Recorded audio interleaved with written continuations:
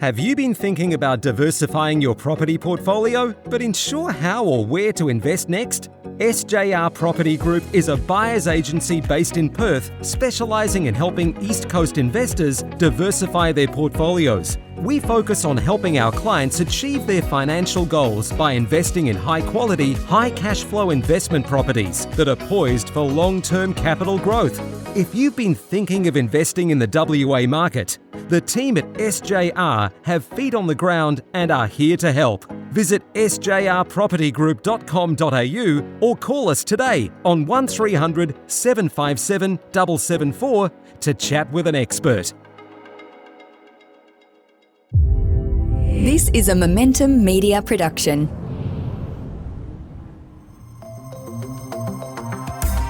Welcome to the Smart Property Investment Show, the podcast by investors for investors. Good day, how you going? It's Phil Tarrant here. I'm the host of the Smart Property Investment Show. I hope you're well. For our fortnightly finance catch-up to work out what's going on with finance, we saw earlier this month, start of May, interest rates went up another 25 basis points. Some saying that's the end of it. Some saying there might be a few more, depending which lender, which bank you choose to talk to. But we like to get together every couple of weeks just to talk about finance strategies and scenarios and how getting it right can be really enabler, a huge supporter for investing in property, and property investment is a game of finance, absolutely. And it's how well you do that, the better off you are. Fortunately, mortgage brokers write well over 70% of all home loans now. They are integral to it. We have a really good partnership with the team over at Finney Mortgages. Joining me back in the studio, their senior broker, Eva Lorenzons. We're going to have a chat today around another scenario. Eva, where do you get these scenarios from? You just keep managing to dig them out, and we actually have a guest today as part of it. It's very cool. Yeah. Look, they come from real life story of everyday Australian looking to get into property investing. Yeah, it's very cool, and we're very fortunate in Australia that we are very much a nation of migrants. 1 in 4 Australians are born overseas, and it's something that will continue. We're now going through a process where we're looking to attract a whole new generation of Australians. The government's been very clear on its immigration policy, and often, which is great for supporting jobs and growth and diversification. It is a story of Australia, and there's going to be more coming forward. But like most people coming to Australia, they start off renting and then they quickly subscribe into the great Australian dream, and that is to buy a home to live in. But for many of our migrants and immigrants, it's very much around investing in property as well. Once they understand and appreciate this idea of negative gearing and how the government actually incentivizes Australians to secure residential property to make available for rent, it's a light bulb moment. And I've spoken with hundreds, if not thousands, of Aussie investors. And I must admit, it's our migrant communities who really seem to be very positive and passionate around property investing. You see it as a way in which, for many new Australians, they subscribe into all that is great about Australia, and that is the ability to create wealth outside of just working for a paycheck every single week or every single month. So we've brought some people in today to have a bit of a chat around that. An Australian citizen with a partner on an 820 visa, so it's a temporary visa. Some of the trials and tribulations about investing in property in that particular setup, how they go about doing it. Kithmi Gunasekara joins us, and I think I've done pretty well there. Kit, I'll call you Kit. Is that okay? Yeah, that's completely fine, Phil. Go ahead. Where's home for you, Kit? Where do you live? Home is in regional Victoria at the moment, but I also float between Melbourne as well. So, my partner lives in regional Victoria, are you? In Ballarat, actually. Okay. Yeah. So, nice and cold here. Yeah, great town. And talking about the story of Australia being a migrant story, Ballarat was born out of the gold rush fever, and that's right. And pretty much that's what drew a lot of people to Australia from all over the world. Yeah, and Ballarat, it's a very wealthy town. Ballarat, it really sort of grew on the backs of mineral extraction, gold, and it's probably still very much a migrant town. I haven't been there for many, many, many years. But so what's it like living in Ballarat? Pretty cool. Yeah, no, it's awesome. Really love it here. We enjoy the regional lifestyle. We've got a little puppy with us as well. So it's just good to be away from metro and just, have a bit of space in the backyard. And there's that beautiful lake in the middle of town as well. So yeah, we really enjoyed here. Yeah. How'd you end up in Ballarat, if you don't mind me asking? Yeah, so as part of that story of my partner being, I guess, like a international medical graduate, when she started applying for jobs in Australia, it was right around the same time as COVID-19. So it was really difficult for international medical graduates to get jobs in metro hospitals. So we ended up in regional Victoria. So initially we actually worked in Bairnsdale, so far east, regional Victoria near Lakes Entrance.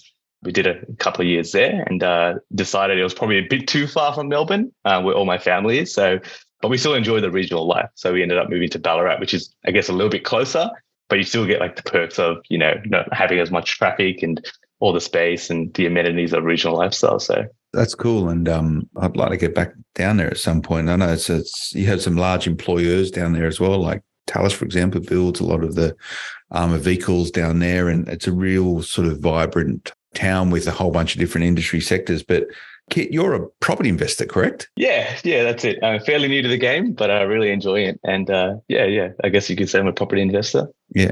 Sort of give me a sense of your portfolio now, mate. Yeah, I mean, we're still fairly early days. We've been investing for a couple of years now. We bought our first investment property, I want to say 2021 in November. We did use a buyer's agent for that as well. And we bought in regional Victoria as well in Traralgon. For us, it was really important that we could still maintain our current lifestyle without, foregoing so much money, but also just, build our, financial security in the background as well. So we invested in that. And, we were lucky in the sense that my partner, her dad had actually purchased a apartment in Melbourne CBD for her to live in. So it wasn't anything to do with investment. It was strictly just to live in as part of her going to uni in Melbourne University. So we lived there for quite some time. And we were able to leverage off that property to release some of the equity from that to actually help springboard us into purchasing a couple more properties. So I know Eva will get into this shortly, but we recently purchased one in Bargara, which is a town in Bundaberg, Queensland. And we're currently in the process of, getting a pre-approval for our next purchase as well. So hopefully soon enough, we'll have 4 properties under our belt. That's pretty cool. And it sounds like you teamed up with the crew over there at Finney Mortgages, help with the financing side of things. You said you use a buyer's agent. Which buyer's agent do you use? Yeah. So we actually used, for the first property, we used a different buyer's agency. It was Search Property, okay, AU. So we used them for the first purchase. And, we sat on it for a couple of, about a year and a half. And recently we've used InvestorKit. So okay. Arjun and his team, Arjun and Kane, they were awesome. They helped us purchase the last one and they'll be helping us with the next one as well. That's cool. Well, Arjun, a lot of people would know Arjun from when he appears on the Smart Property Investment Show. He also records his own podcast on InvestorKit, but he does Property Nerds, which is his research-orientated podcast. And he only recently won Buyer's Agent of the Year. And it'd be remiss of me not to say that because I know you're probably tuning into this, Arjun. Hope you're well, mate. Keep up the good work. Why do you use a Buyer's Agent kit? Why don't you do it yourself, mate? Yeah, good question. I'm a real numbers-driven person. I work in finance. I've worked in superannuation. I've always kind of had an inkling of investments and numbers. And, I have done my own research and, education, lots of podcasts and reading books. And I did actually a course which delved into, all the data sets, DSR and, days on market, vacancy rates and all of that. But I realized that even with all that information, it's really hard to execute. It can kind of help you maybe pinpoint where you want to buy, but actually, the process of actually executing and buying that property is a very different story to knowing where to buy. And plus, I just don't have the time, So, I'd rather, I guess, leverage of the people that have the experience, that do it day in, day out, that, see the market every single day and use their expertise to help me kind of build those, at least those foundational properties. And then maybe later down the track, once I, learn through that process as well, and I've got that, that basis of foundational properties, then I might start doing it myself later down the track. Yeah. And look, that's not a bad pathway. I use a lot of buyer's agents for my purchase purely because they can do the job better than I can. I'm happy to pay them for that because from my experience, you get it back in droves. But I want to have a chat about, so you're looking to buy your next investment property now. I imagine there's probably some challenges securing finance with a partner despite being in a professional and in-demand occupation on a temporary visa, which I know that the banks sometimes get a bit jittery about. We'll just go to a quick break. Stay with us, everyone. Step back in a moment. Are you feeling the strain of high mortgage repayments? Refinancing with Finney Mortgages can help you save big on your home loan and ease the burden on your finances. Our team of expert brokers specialises in helping Australian investors find the best possible rates. Refinance with Finney Mortgages today and start saving. Visit finny.com.au or call us now at 028 866 2444 to chat with an expert. Welcome back. It's Phil from Smart Property Investment. Having a chat with Eva and Kit about Kit's sort of latest property purchase. So you work for a major bank, I imagine you get a pretty reasonable paycheck. Your partner, medical professional, probably pretty stable job, I'd imagine, gets a pretty reasonable paycheck. But on a visa, for a lot of people, temporary visas means, you might be stifled for borrowing money to keep investing in property. How do you guys sort of navigate around it? And that's probably a question for both you, Kit, and Eva. Kit, you want to kick off, mate? Yeah, good question, Phil. So when we first started investing in property, I actually did it myself, and I was already with my partner at the time. And I was working for, currently working for National Australia Bank. And the bank looks fairly favorably at staff members. So, they'd give you, say, for example, a 90% LVR loan, and you wouldn't have to dish out the LMI as part of that. But when we try to apply with my partner as a co-applicant as well, that's where the difficulty came in. So, despite the fact that I was a NAB staff member and they liked that, they would look at the fact that, my partner, Thevia, she was a, temporary resident. We do have a de facto partnership visa, but she's still not a permanent resident just yet. So I guess they would look at the lowest common denominator and say that, okay, well, you're a NAB staff member. We're happy to give you a 90% loan, but she's temporary resident. So the max we'll give you is a 70% LVR, which, when you're trying to accumulate properties as quickly as possible and just build that asset base, a 30% deposit was just out of the question. And, that's where we realized, well, I work for the bank. Maybe it's not best for me to go through my own bank and see what else is out there. I know there's, many different lenders, tier 1, tier 2 lenders, and there's probably people out there that might be willing to actually lend to us at 90% LVR. And that's when we reached out to Eva, and, shout out to Eva and the team at Finny Mortgages. We actually came across her and the team through your podcast there, Phil. So okay, that's cool. It's good to hear. Yeah. Have they sorted you out? They looked after you? They found a solution for you? Yeah, absolutely. So Eva was awesome in, speaking to various lenders. We had some fairly strict criteria on what we wanted. We wanted a 90% LVR lend. We didn't want to pay LMI. We wanted to kind of leverage off the fact that Thevia is medical, so we can get the LMI waiver. And and that's when Eva jumped in. So you might want to shed some light on sort of P&I only, interest only. Interest only, yeah. So we're really trying to preserve cash flow. So we wanted all the bells and whistles.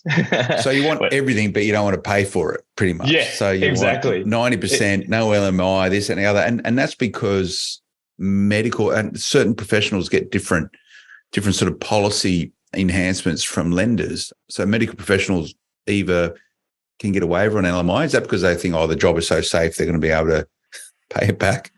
So, yeah, sort of. So some banks, not all of them, but this, let's say under 10 that would do an LMI waiver for medical professional, accountants, solicitors, and a few other professions, I guess, due to the safety of the job. Some of them, though, have a minimum income requirement to meet that. So when Kit came, which was great with him, is he knew exactly what he wanted. So he wanted the LMI waiver, he wanted 90%, he wanted interest only, he wanted offset, all these things, which I guess would have been quite easy to get, except that his partner was temporary resident, which makes things a lot harder. But we sort of, knocked at many doors and find that ANZ actually would help us with that. Sorry, ANZ. ANZ, yeah. Oh, that's a nice plug for ANZ. Yep.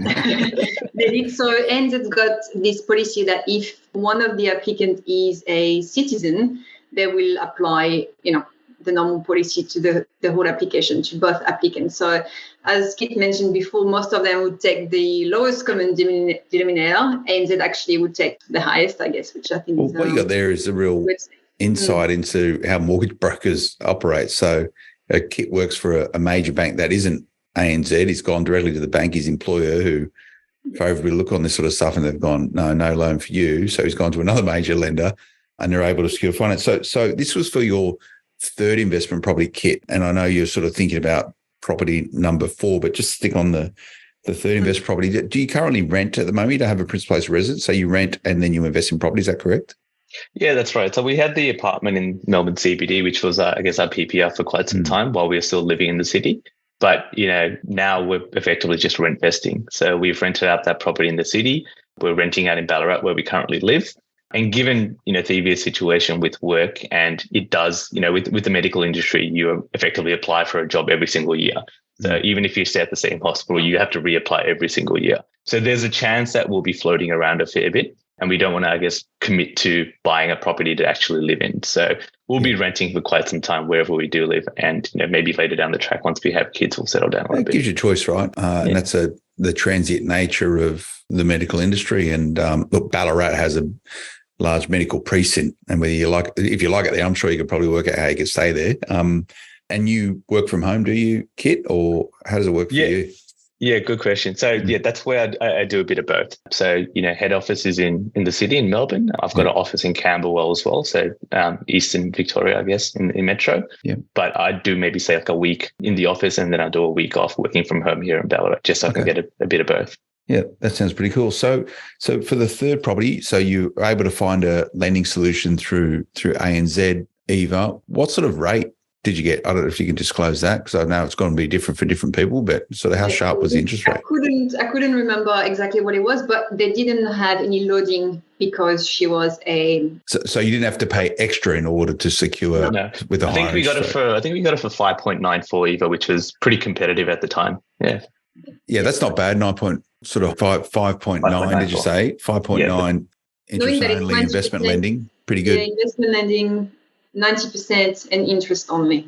Correct. Yeah. So, yeah. It's not bad. And what did you end up buying, Kit? What sort of property, what sort of asset? I think you mentioned the location. Mm-hmm. I can't remember what it was. And I don't know if you've downloaded it yet, Kit, or either the Fast 50 report, which we only just released. Out of the 50 suburbs on that, I probably knew about 10 of them from when I first saw the final list. Most of them I never heard of this before. I had to go and look it up to work out where it was. And that gives you a sense for, the diversity of Australian property and investing in places where other people aren't investing yet. That was the notion of the Fast 50 report. You can download it at smartpropertyinvestment.com.au. But where did you buy?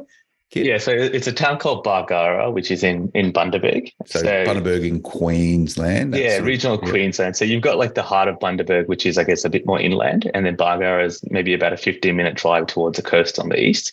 And I did actually see the Fast 50 report that you sent out. And there were, I think, one or two suburbs that did feature in Bundaberg, which was great because even though it's not the exact same suburb we purchased in, it kind of shows that there's a bit of a cluster of strength, which also ties in with our property in Traralgon as well. Yeah, there you go. So it was, even though they didn't feature directly, it was good to see that, we were buying in roughly the right regions.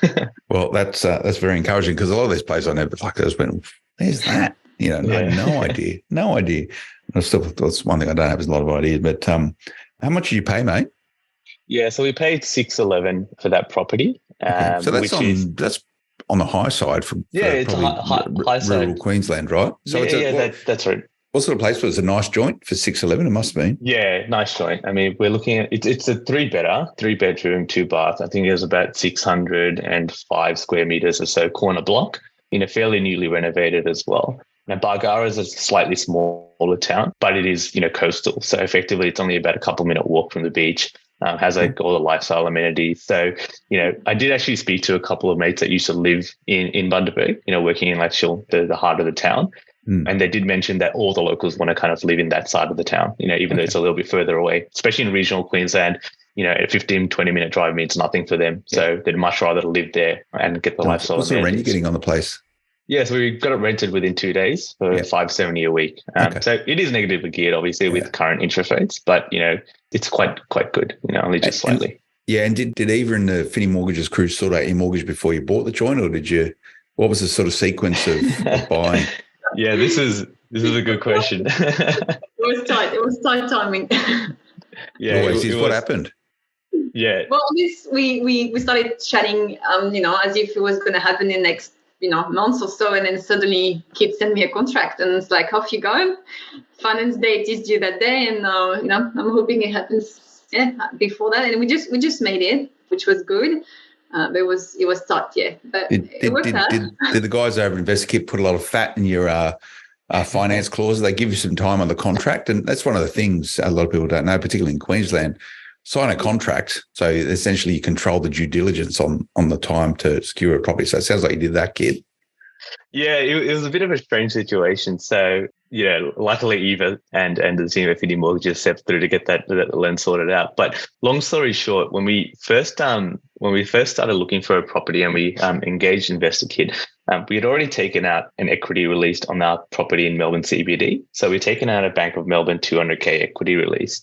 And that was quite difficult because there were a few issues around, fire cladding, and we had to like mitigate that. So once we actually got that equity release sorted out, we're like, okay, cool. We've actually got some funds here. We can use this to purchase the next property.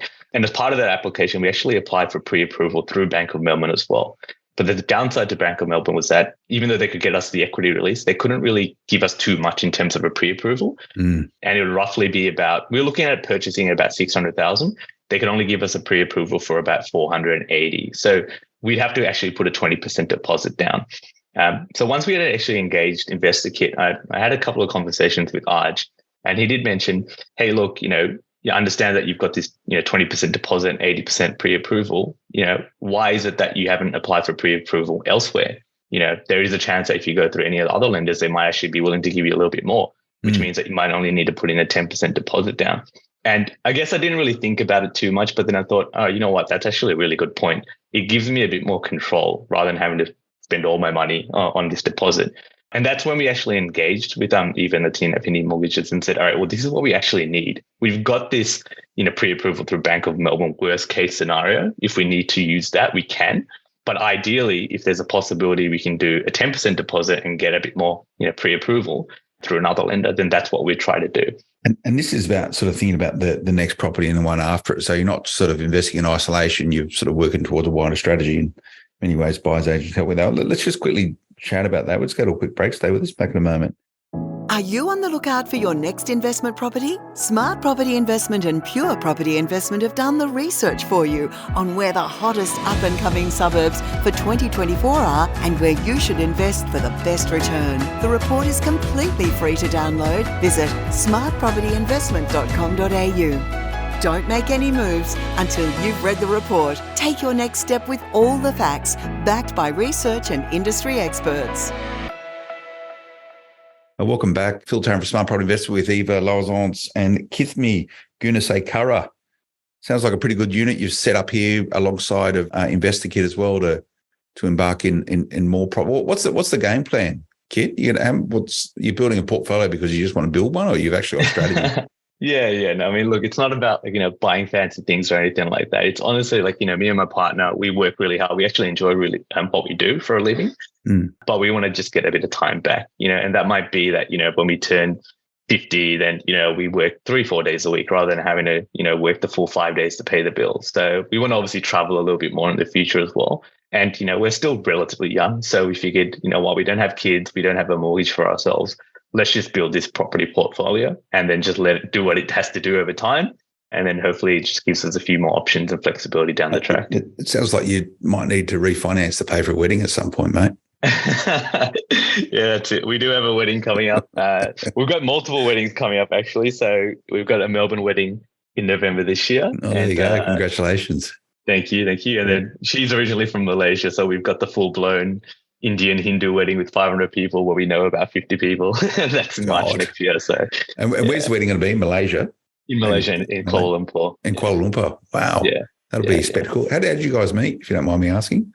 Yeah, good question. So we actually met on Tinder. It's it's how the kids meet these days. So I met her on Tinder. We had, I guess, a first date where we had some drinks, and just the rest is history, I guess. There you go. And look, while you're building a really good property portfolio, how if you don't mind me asking, sort of last question, considering sort of it's a newish relationship and you sort of temporary visas and getting married, that's all cool.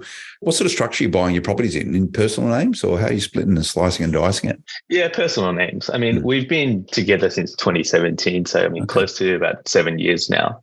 And, we didn't actually start investing until maybe about 5 years into our relationship. By that point, we'd done all the hard work for this visa application, which is like a very long, arduous process.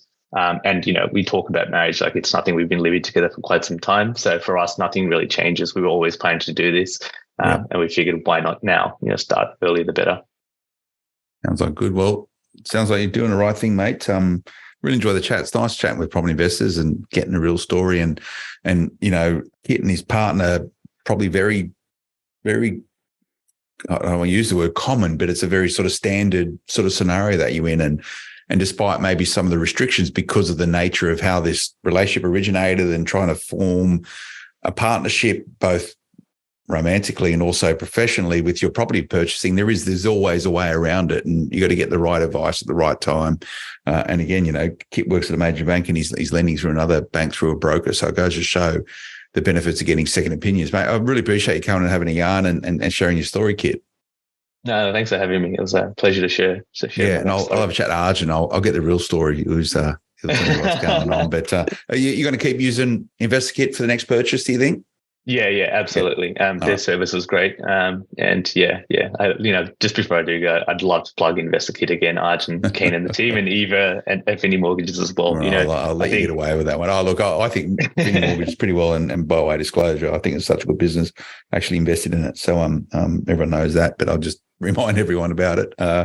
Thanks, guys. Thanks for coming on, Eva. Thanks for sorting out the chat today. Really good. And Kit, come back and have a chat with us when you sort of get the next property. Be interested to know where it is. Might be one of those Fast 50 locations which you can download at smartpropertyinvestment.com.au. Yeah, I guess we'll find out soon enough. Thanks, nice Phil. One, thanks, guys. Thanks for coming along. I hope you enjoyed that, everyone. Thanks for tuning in. Remember, smartpropertyinvestment.com.au, social media, Smart Property HQ, and go and get the Fast 50 report. It's the hottest ticket in town. Been doing a lot of media interviews around it as well. I don't know if you've seen them or heard them. Go and check it out. We'll see you again next time. Until then, bye-bye. The information featured in this podcast is general in nature and does not take into consideration your financial situation or individual needs and should not be relied upon. Before making any investment, insurance, tax, property, or financial planning decision, you should consult a licensed professional who can advise whether your decision is appropriate for you. Guests appearing on this podcast may have a commercial relationship with the companies mentioned.